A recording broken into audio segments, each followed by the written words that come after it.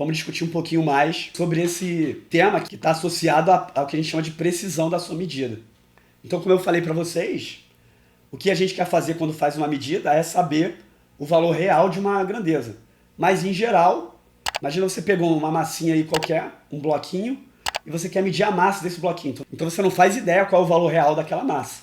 Você só quer tentar tirar, através de uma medida experimental, qual é o valor real. Então, se o seu instrumento estiver mal calibrado, se tiver uma série de erros aí que você não sabe, você vai continuar sem ter ideia nenhuma. A gente tem dois conceitos aí que a gente tem que falar. Um é sobre exatidão da sua medida e outro é sobre precisão da sua medida. Então, por exemplo, imagina que eu tenho uma grandeza física que eu tenho, que eu sei, eu tenho uma ideia muito boa de qual é o valor exato daquela medida. Ou qual é o valor exato daquela grandeza, qual é o valor real daquela grandeza. Então, por exemplo, se eu desconheço qual é, a gente pode, por exemplo, utilizar como valor real alguma outra medida que alguém fez com muito mais precisão do que você pode fazer. Então, por exemplo, nos nossos exercícios de física, a gente costuma usar que a aceleração da gravidade é 10 metros por segundo ao quadrado. Mas se alguém for medir ela com mais precisão, ela vai ver que não é 10, é 9,81. Isso depende do lugar que você está, então essas coisas podem variar. Mas você consegue medir isso com mais precisão. A gente sabe que a aceleração da gravidade já foi medida com muita precisão. Então você tem uma ideia muito boa de qual é o valor real da aceleração da gravidade local. Então a gente pode usar, por exemplo, esse valor de referência como o valor real da medida. E imagina que a gente não consegue medir com tanta precisão. Se a gente fosse fazer um experimento aqui, simplório, em casa, você provavelmente vai ter um erro na medida muito maior do que a segunda casa decimal. Então, a sua referência ser um valor tabelado que tem mais precisão é bem razoável.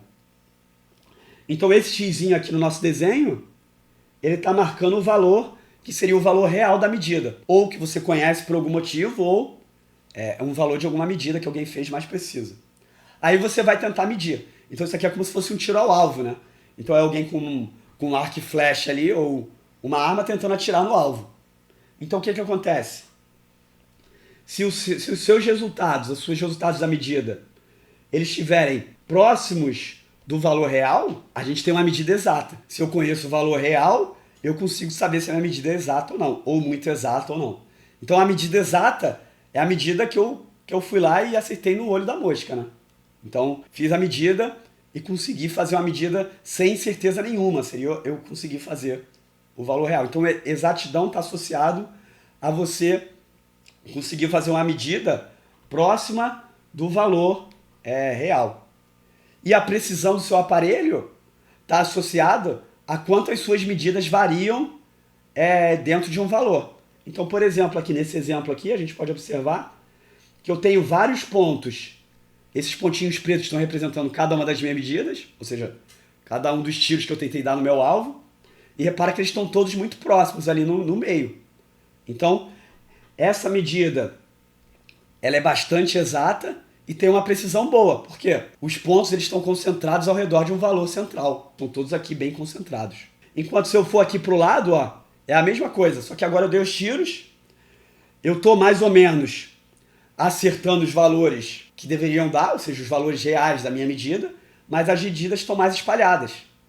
Então, por exemplo, essas medidas aqui, elas, de certa forma, são razoavelmente exatas, porque eu estou ali no universo que está próximo do valor real da medida, mas essas medidas são mais espalhadas do que esse aqui, né?